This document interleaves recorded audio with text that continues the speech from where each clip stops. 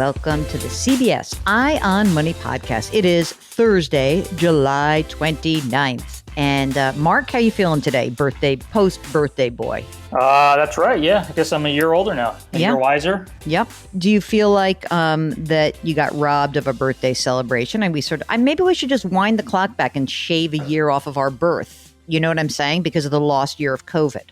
I never really do a big celebration to begin with, so I'm okay. I'd love to celebrate your birthday. I just want to let you know, so you'd have an idea around this, that after our dinner celebrating your pre-birthday, there is something coming in the mail for you. Oh, Jesus. Just a little something. It's a little something. You're too good. Now I can say it on the radio show. You're too good to me. I am. I know. It's my pleasure to be good to you because you're so good to me. And see, it's a love fest between me and Mark. Hey, Mark, also, as we record this, because this is not live in this moment, something very momentous happened for me today. Your 300th Peloton ride? This is my 300th Peloton ride that I did. And I got a shout out from the instructor. Not just one. No, not one, not two, but three. She said my full name, the instructor, who I love. Christine Dercol is like my absolute favorite. I've known Christine for almost 20 years, like 18-ish, I guess. And she's a fantastic instructor at Peloton. So she gave me this huge shout out.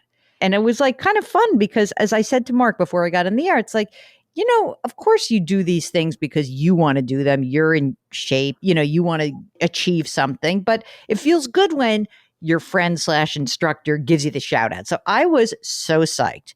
And your rides are legit. So it's not like these are, 15 or 20 minute rides. All of your 300 rides are probably at least 30 minutes. Oh, they're all at least 30 minutes, except for when I do the Power Zone test, which is insanity and exhausting. Most of my rides are 45 or 60 minutes. And I do pepper a few 90s in there. So she gave me this great shout out. I felt so good. And, I steal stuff from Peloton all the time on our programs because I think that it's true that like the idea of diet and exercise is very much translatable into the world of finance. I do.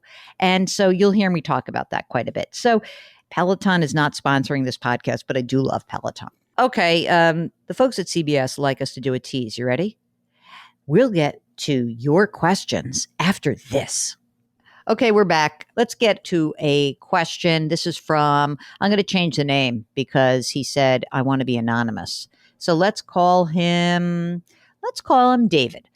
David says his wife wants to pay extra on the mortgage. And he said, but I don't want to. My wife and I are about 30 years old. We both work full time. We've got a young child. We recently moved homes and are flush with cash from the sale of our previous home.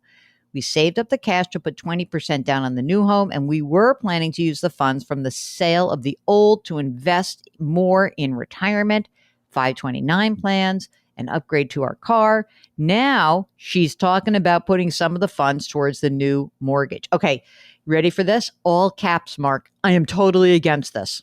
Way to go, David. I am too. I'm the one in the relationship who's done the countless hours of reading, researching, listening to various financial podcasts. You're my favorite. Mark, you have to vouch for me. I'm reading it as is written, right? It is there in parentheses. You're my favorite. Okay. I try my best to keep her engaged in the finances with monthly meetings and updates. I even created a PowerPoint. To try to help her understand the basics, our goals, and why we're going to do things the way we are doing. Nothing works. Please help.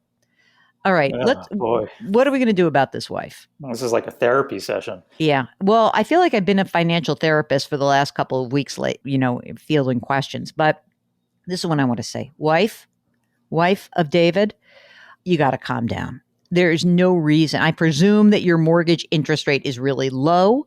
This is your Aunt Jill talking. This is an insane idea because what you are essentially doing is you're paying down a very inexpensive mortgage.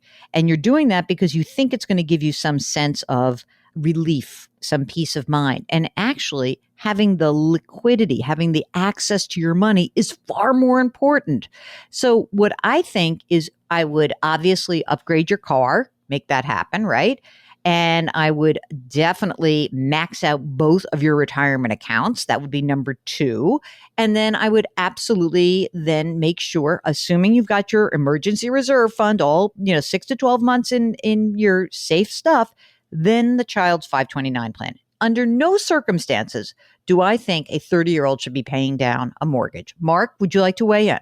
I agree wholeheartedly. They will for sure earn more with their money by investing it, whether it's in a brokerage account or a 529 plan. Either one of those options is going to earn more money than paying down a cheap mortgage. I think that what happens is that it's a false sense of security.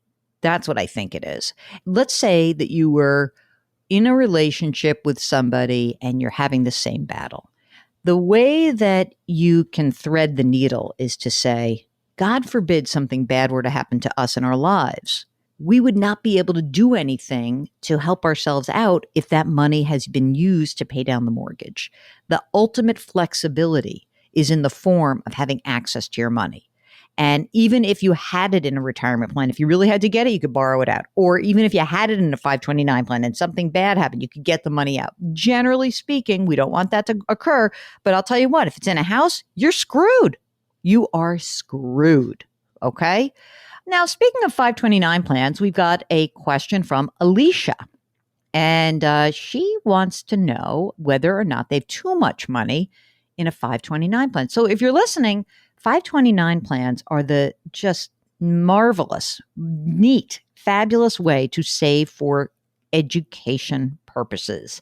It used to just be for college. Now you can even use it for private high school and elementary school as well. So, what's interesting about a 529 plan, the way that best think about it is it's like a Roth for education. You put an after-tax dollar in, it grows, it grows, it grows. Your kid's ready to use it for tuition or books or whatever it is. You pull the money out, there's no tax due. It's fantastic. So Alicia says she and her husband are both 38.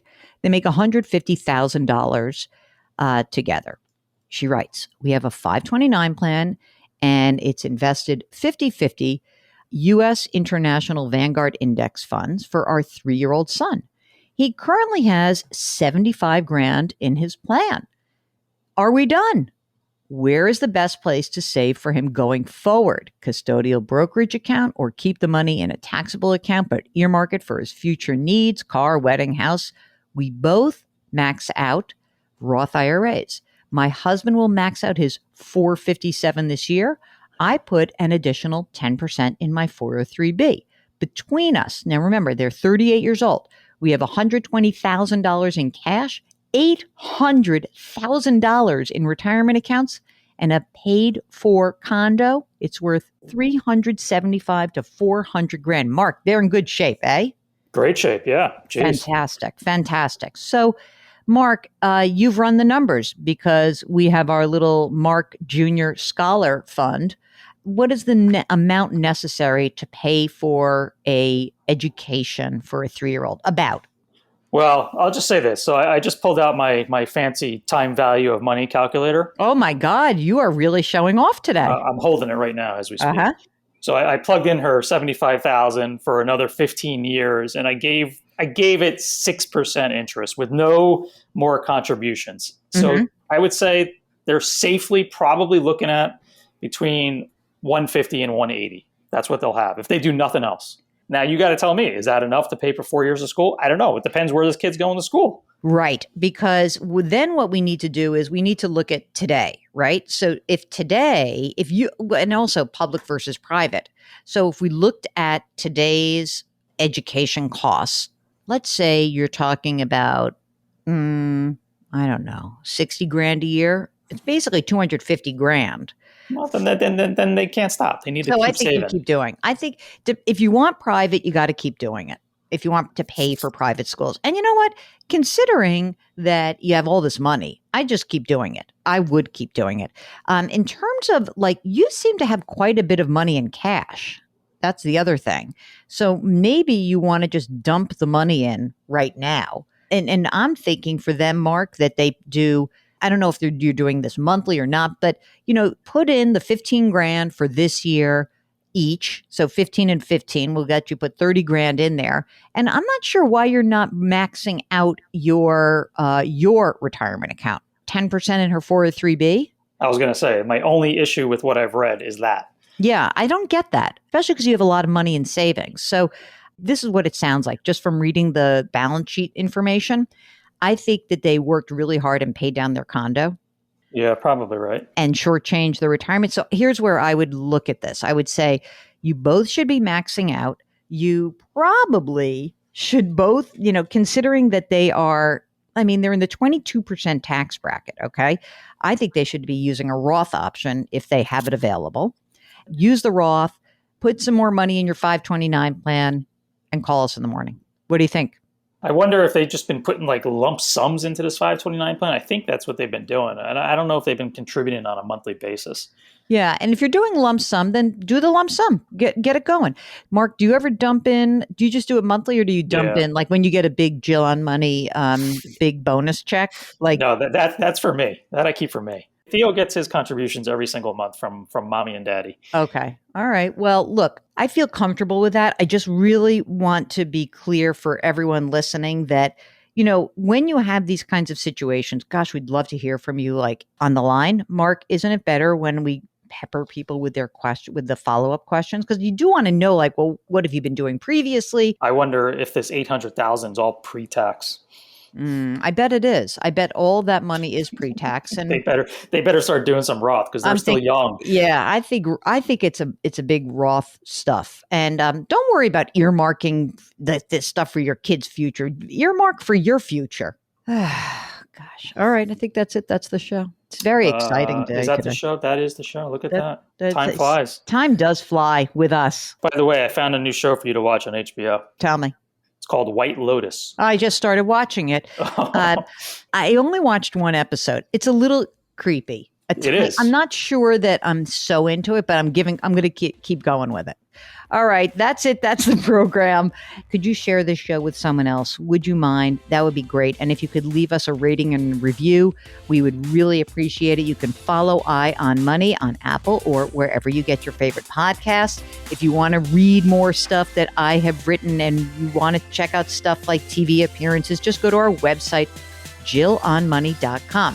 So, CBS Eye on Money. We drop it 2 times a week, Tuesdays and Thursdays, and we are very grateful that you are joining us each of these 2 days. Curiosity, compassion, and community, that is the bedrock of this program. We thank you so much for listening, and we'll talk to you next week.